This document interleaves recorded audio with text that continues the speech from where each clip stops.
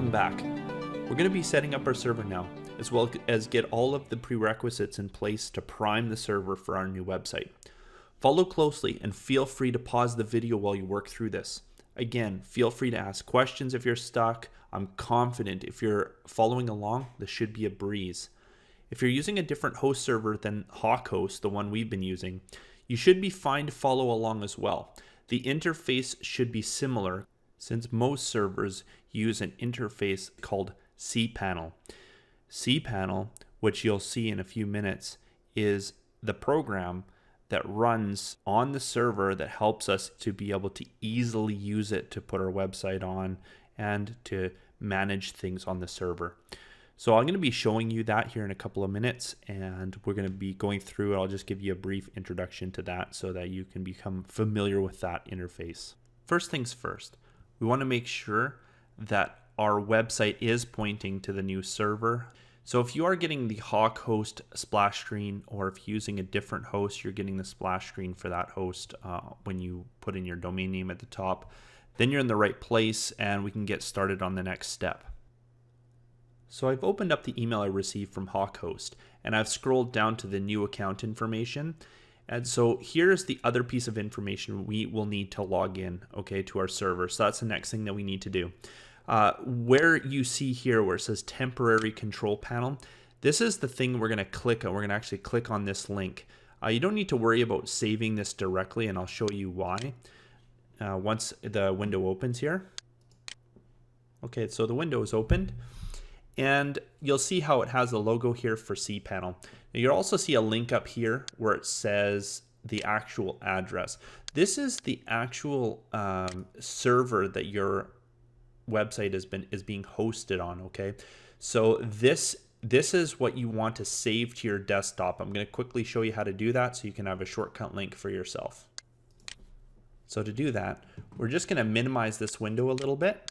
Okay, so we can see some of our desktop in the background. I'm just going to resize it.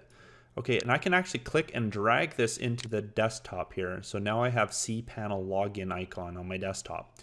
I can right click on it and rename it to website host. Okay, so that's easy to remember, easy to see. Another thing you can do is, so whenever I double click on it, it's just going to open up this window to the server so I can log in easily. Another thing I can do is also set it as part of my bookmarks. So if I go to bookmarks and then bookmark this page, or if I click on here, it'll automatically bookmark to the bookmarks bar. So I'm going to change this to website host, and there it is. So whenever I open up Chrome, it's right here in the top bar.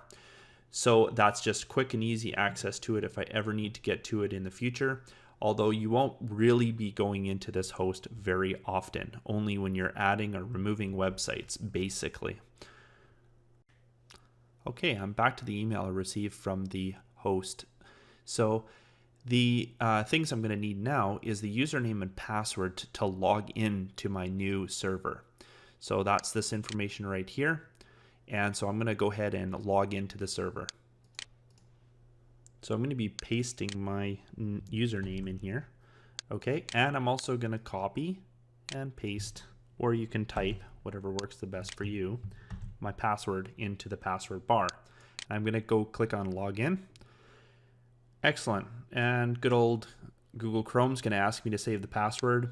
I don't usually save passwords in Chrome or anywhere else because that's a security vulnerability in my opinion.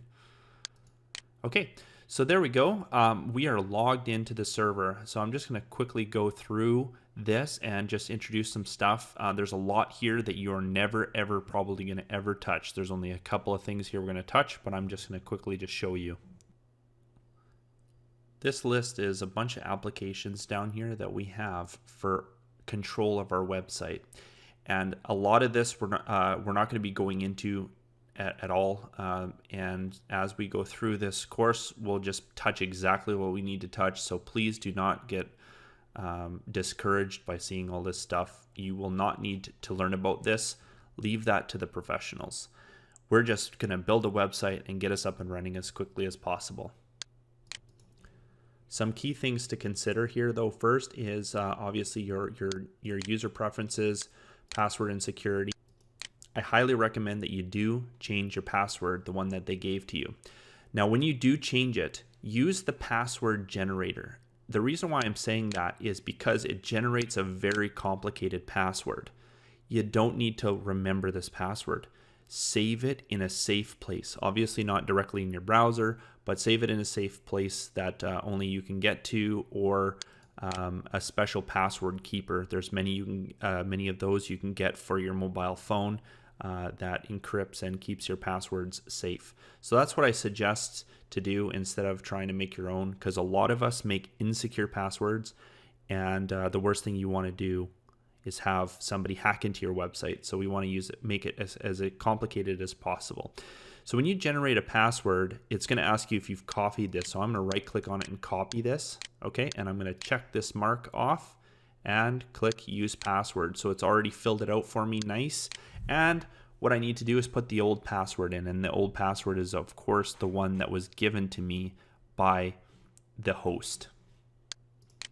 So I'm just going to go ahead and paste that into the old password. Okay, and I'm going to change my password. Excellent. It wants to save it again. I'm going to say never. So now that I've changed my password, it wants me to log back in again. So I've pasted my new password in here, and I've also put in my existing username, and I'm going to go ahead and log back in. I put the wrong password in there, so I'm just putting the new one in. All right, so now it's logged me back in. I've changed my password, so we're nice and secure. Okay, so the first thing we're going to do is set up our database. The database is the place where all of the information from your website is stored.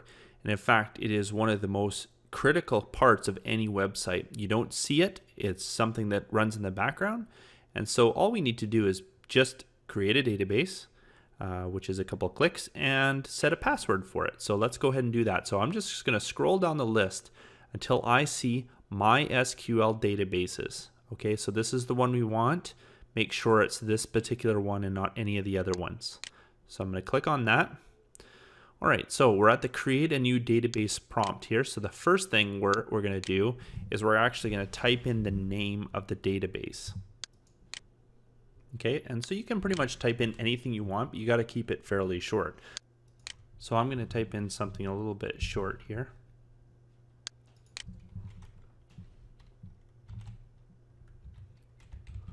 Okay, there. So web NLDB is what I decided to put there. You could, like I said, you could put anything you want. Okay, and we're going to create database. Okay, so it's so this database is added. So I'm actually going to copy this name. Okay, so I'm going to highlight it and right click and click copy, and I'm going to click go back. Okay, so now it's done. We can see something down here. It's been added. Now what I'm going to do is I'm going to open up Notepad. I'm going to click on the start button here and type in Notepad, and then I can hit enter. Okay, and for some reason it opens up on my other screen here. That's fine. So, and I'm going to paste this in here as database. Okay, and I'm going to right click on this and click paste. So there's my database name. Okay, I'm just going to minimize this. And I'm going to scroll down here. Okay, so this is our current databases. This is the size. Okay, and now I'm going to create a user for this database. And so we only really need to create one user ever. If we want to make new websites, you can really use the same user. It doesn't matter. For security reasons, it's always good to have a new user for every database that you have, and you should have a database for every website you have. So we're only creating one, so that should be fine. So I'm going to say something like that. Again, keep it short. I'm doing NL user A for say an admin level access, whatever the case is, but just keep it short. Doesn't really matter what you put in there. Okay, and we're gonna use the password generator again. So there it is, and it's gonna have a funky password here, and you can click generate to generate new ones. It doesn't matter. So I'm going to copy this one, highlight it, right click, copy, and then I have to check this box saying I've copied this password, and I'm going to click use password. Okay, so I've got that copied, and I'm going to click the create user button here. Okay, done.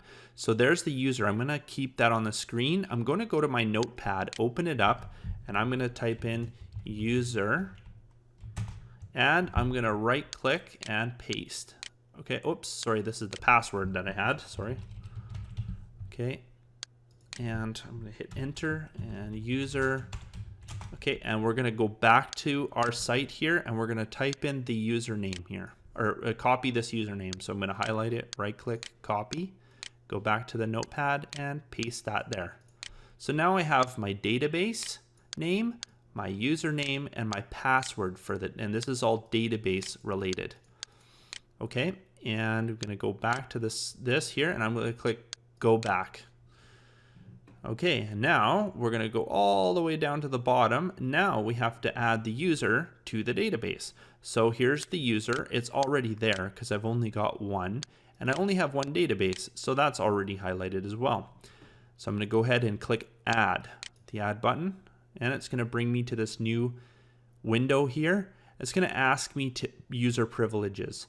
I don't want to have any potential problems, so I'm going to give it all privileges. That means it can do all of these kind of queries, they're called. Okay, so we don't need to worry about that too much. It's technical stuff. Okay, and I'm going to click the make changes button. All right, it's been saved. So we see that up here, privileges have been saved. I'm going to click go back, and I should be able to scroll down here and see I've got a user, a current user set to the database. Okay, so here it is, and that's all the information I need to set up a database. Now that we have a database set, we're going to go ahead and actually set up our security on our server. So to do that, we're just going to click the cPanel Home button up here at the top where the logo is, and we're actually going to scroll down until we see the security section. Okay, now we're doing this a little different that you would normally do if you bought a SSL certificate from companies like GoDaddy or any other place like that. You would normally go into this section for that. But in this case, we're actually going to use their free SSL certificate. And what an SSL certificate does is it certifies to the browser that all of the traffic that is going to and from the server to the client or the person browsing your website is encrypted. So whenever they type in a form, when they click submit, that information is transmitted to the server encrypted. And what an encryption does is it takes a word, let's say your name, if you typed in your name, it will make that whole name look really big and funny. So I'll just open up Notepad to show you an example. So if I had my name, say it's John, right? That's how I would type it into the browser. What happens is it does some crazy stuff like, you know, like this, and it's really long. That's what it actually, somebody would see something like this if they were to view the information going back and forth. On the other side, on the server, it has a special key, and that key tells it exactly what this means. It knows it means John when it sees this big funny string, so that it uses what's called an encryption key for that. Okay, and that's how we keep our information secure on the internet. So we want to make sure we do that, especially if you're going to be taking people's personal information. Okay, so we're going to click on Let's Encrypt SSL. Once that's up and running, we're going to scroll down to see where we have issue a new certificate. Okay, and we see the domain here. Here's some alternate names, which are other things that we're going to be using. For instance, mail is for email and various other things. So we're going to go ahead and click issue. Okay, it's asking to issue some certificates for this. Okay, so this is what we're going to do next. We're going to make sure to install mail certificate. Okay, so that's fine. Everything is great. We're going to click issue. Okay, and so this is what it's actually told us. So the certificate now is installed under that IP address, and there's an existing host was updated with the new certificate. So great. And Apache is the actual underlying program that actually runs the server. It's what actually serves up the pages on your server. So yeah, that's all been restarted. Great. So we just click back. Okay, now we're back here, and we can see that it's done the install. It has everything here. Another thing you want to see here is expiry. Now this expires in September. What's really cool about this is this particular service that HawkHost offers with the Let's Encrypt service is that certificate issues here are renewed automatically. So unlike some other systems, you have to do this yourself. It looks like they renew it automatically when this expires. So that's great. This is a great way to get started, and it's a cost-effective way to do it. So an example of how this has been working, if we actually look up here, you can see that this has a little lock here, and you can see it has HTTPS at the top. Well, HawkHost, this domain right here, is actually using a security certificate as we're using this interface. So if I click on this, I can see all kinds of information and site settings, okay? And I can look up and learn more information about this. But you can view the certificate here. So to view the certificate, and if you're interested in doing this, you don't have to. Now this would be the certificate for HawkHost, but keep in mind somebody could be doing this to your website to check to see if it's legitimate. If you right-click anywhere on white space on an internet page, you can go into this thing called inspect.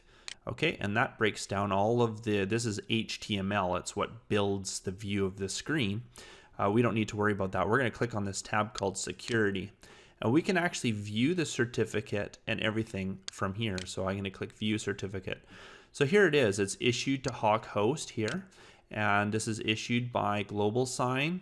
And this is the validity date. So they've got a nice long one to 2020 on this one. So they don't need to update it for a long time. But yes, and it's using 256-bit encryption. So that's banking level encryption. Very great, very good certificate and good encryption level. And it makes it way less likely something is going to be caught by a hacker. Okay, so we're done the SSL part. I'm just going to go ahead and click on cPanel and go to our main window. This concludes setting up our server to be ready for our new website. The next section will be about setting up our email. We'll be using that in the same cPanel interface, so hopefully you still have it up, and we'll see you on the next video.